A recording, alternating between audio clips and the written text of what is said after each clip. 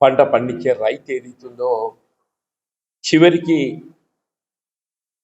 పంట వ్యవసాయ ఉత్పత్తుల దిగుబడి విక్రయించుకునేటువంటి ఒక సమయానికి వచ్చే వరకల్లా కళ్ళాలలో పడిగాపులు కాసే పరిస్థితి ఏర్పడటం నిజంగా దురదృష్టకరం అని చెప్పట్టుంది.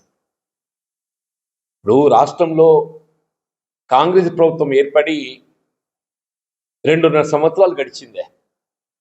ఇప్పుడు సంవత్సరానికి ఏదైతుందో ప్రభుత్వానికి అనుభవం రావాలి. గత సంవత్సరం ప్రొక్యూర్మెంట్ అనుభవాన్ని పరిగణలోకి తీసుకొని ఈ సంవత్సరం ఏదైతుందో మరింత మెరుగైన రీతిలో గత సంవత్సరం ఏవైతే సమస్యలు ఉత్పన్నమైనాయో వాటి అధిగమించే విధంగా మీరు చర్యలు చేపట్టాలి.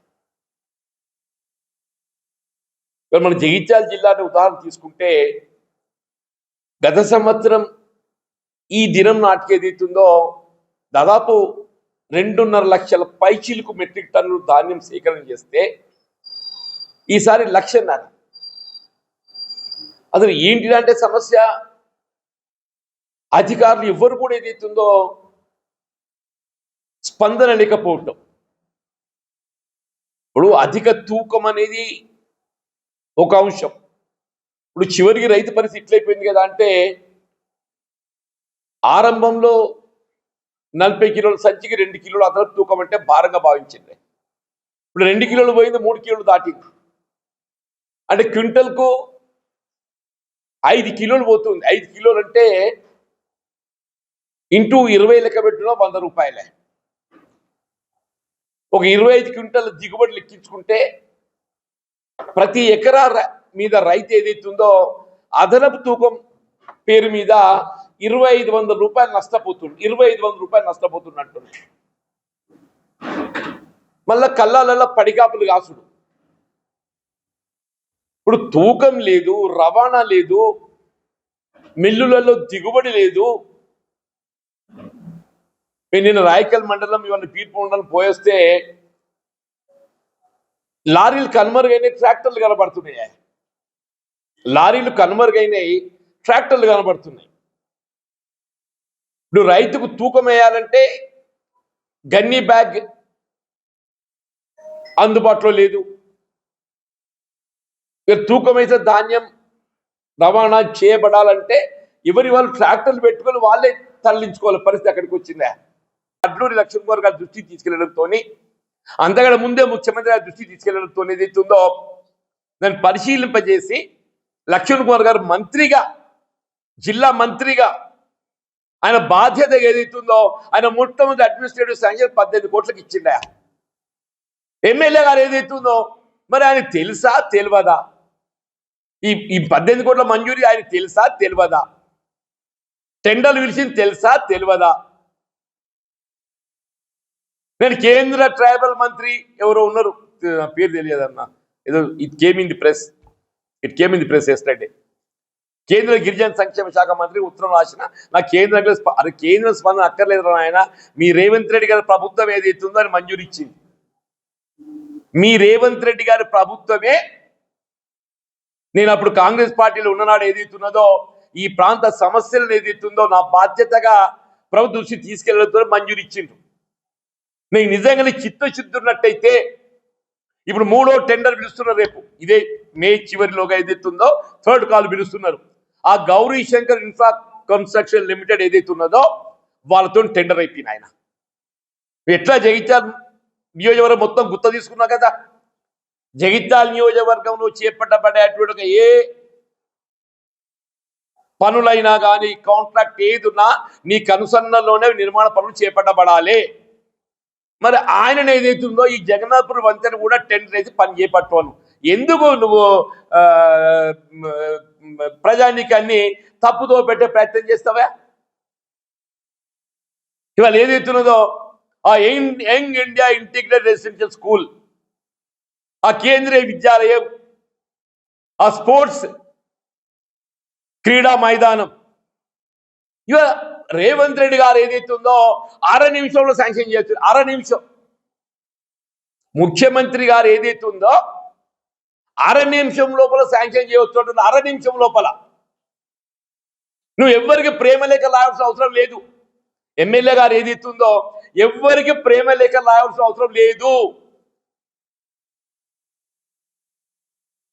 రేవంత్ రెడ్డి గారు ఏదైతే ఉందో 6 నిమిషం లోపల, ఇవాళ అది 25 ఎకరాలు young India integrated residential school, 5 ఎకరాలు కేంద్రీయ విద్యాలయం, ఓ 10 ఎకరాలు స్పోర్ట్స్ కౌన్సిల్ కు చేయిస్తే ఒక చెల్గెలు పరిమితమైంది కాదు ఇది.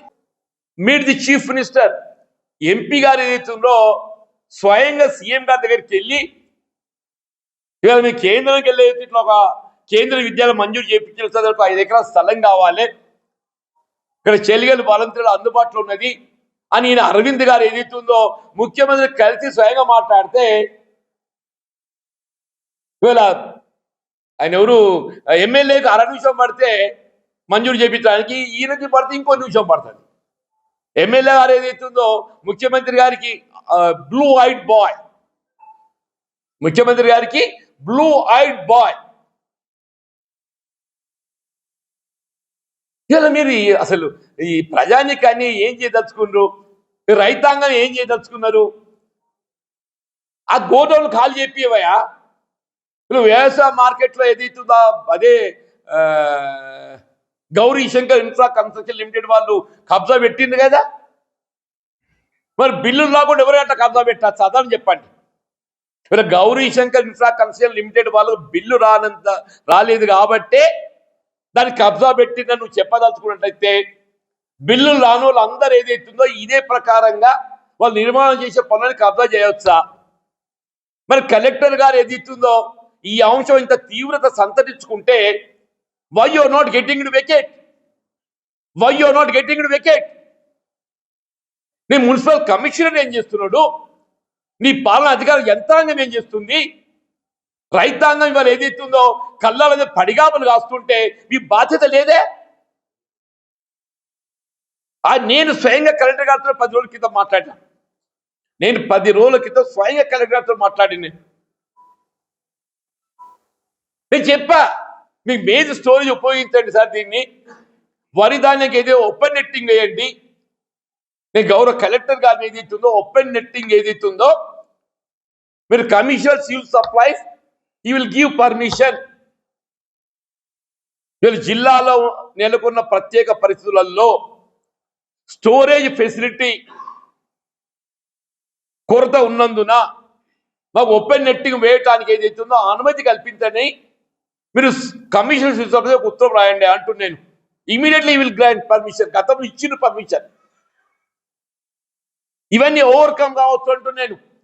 ఈ సమస్యలన్నీ ఓవర్కమ్ కావచ్చు. మీకు ఆలోచన లేదు. కూడా అనుభవం చెప్తే అది ప్రతిపక్షాల ఆరోపణ కింద భావిస్తారు. మేము ఆరోపణ కాదని మాకున్న అనుభవంతో నిర్మాణాత్మకంగా మా సలహా సూచనలు మాకున్న అనుభవంతో నిర్మాణాత్మకంగా సలహాలు సూచనలు వీళ్ళ జిల్లా అధికార యంత్రాంగానికే కానీ, కాంగ్రెస్ నాయకులకే కానీ, బీజేపీ నాయకులకే కానీ మాకున్న అనుభవంతో ఏదైతుందో సలహాలు సూచనలు ఇస్తున్నాం. ఎమ్మెల్యే గారు ఏదైతుందో ప్రేమ లేఖలు రాయటం పక్కన పెట్టండి. ఎమ్మెల్యే గారు ప్రేమ లేఖలు పక్కన పెట్టండి. ముఖ్యమంత్రి గారితో ఏదైతుందో మీకు 24 గంటలు అపాయింట్మెంట్ దొరుకుతాయా? కాంగ్రెస్ నాయకులు ఏదైతున్నదో బీజేపీతో దొంగాట ఆడుతున్నట్టు అదొకటి కేంద్రీయ విద్యాలయానికి స్థలం సమస్య పట్టిండ్రా. నాకు ఇది అసలు కేంద్రీయ విద్యాలయానికి స్థలము సమస్య నానే? వీళ్ళ కేంద్ర ప్రభుత్వం ఏదైతుందో జిల్లా కేంద్రంగా గుర్తించి ఇక్కడ ఒక 5 ఎకరాల కేంద్రీయ విద్యాలయం మంజూరు చేసింది. గుర్తి దానికి కావాల్సిన స్థలాన్ని కేటాయింపు చేయడం రాష్ట్ర ప్రభుత్వ బాధ్యత, జిల్లా కలెక్టర్ బాధ్యత. దాన్ని సమస్య చేసి అసలు రైతుల సమస్య పక్కకు వేయనట్టు, అసలు రైతుల సమస్య కాంగ్రెస్కు పట్టి లేదు, బీజేపీకి పట్టి లేదు. అసలు రైతుల సమస్య కాంగ్రెస్ నాయకులకు పట్టి లేదు, బీజేపీకి పట్టి లేదు. కాంగ్రెస్ నాయకులు ఏదైతుందో కళ్ళాల పొండి తిరిగి నువ్వు ముందు ఏదైతుందో ధాన్యం సేకరణ సక్రమంగా జరిగేటట్టు గత సంవత్సరంతో పోల్చవా అంటున్నాను. అది విడిచిపెట్టి బీజేపీ దొంగాట ఉంటుంది కానీ బడి పొలాలు దొంగాట ఆడతారు చూడు, ఇది గట్ట దొంగ పోలీసు దొంగాటను. అరే కేంద్ర విధి 5 ఎకరాల సమస్య నానే. ఇప్పుడు చెలిగల్ వాలంటీర్ ఏదైతుందో వ్యవసాయ ప్రదర్శన క్షేత్రం అది. అలా దాదాపు ఇప్పటికి ఇంకా 70 ఎకరాల పైన స్థలం అందుబాటులో ఉన్నది. Young India integrated residential school, young India integrated residential school ఒక 25 ఎకరాలు, ఒక 5 ఎకరాలు కేంద్రీయ విద్యాలయం అన్న, ఇంకో 10 ఎకరాలు స్పోర్ట్స్ పిల్లలకి ఏదైతుందో క్రీడా మైదానాలు పూర్తి చేయడానికి. అంటే దాదాపు ఒక 40 ఎకర్స్ అంటే ఉన్న దానిలో సగం కూడా వినియోగించబడదు. ఎమ్మెల్యే గారు ఏదైతుందో నేను ఉత్తరాల మీద ఉత్తరాలు రాసిన, ఉత్తరాల మీద ఉత్తరాలు ఏందే ఉత్తరాలు, నువ్వు ప్రేమ సందేశాలు నువ్వు రాసేటి. ముఖ్యమంత్రి చెప్పే లేఖలు చూస్తుంటే ప్రేమ సందేశాలు ఉన్నట్టున్నాయి అంటున్నాను. నువ్వు ఎప్పుడు చూసినా ముఖ్యమంత్రి క్యాంపస్లో కనబడతావు కదనే. ఎమ్మెల్యే గారు ఎప్పుడు చూసినా ముఖ్యమంత్రి క్యాంప్ ఆఫీసులా లేకుండా ప్రభుత్వ సలహాదారు నరేందర్ రెడ్డి ఆఫీసులో కనబడతాడా?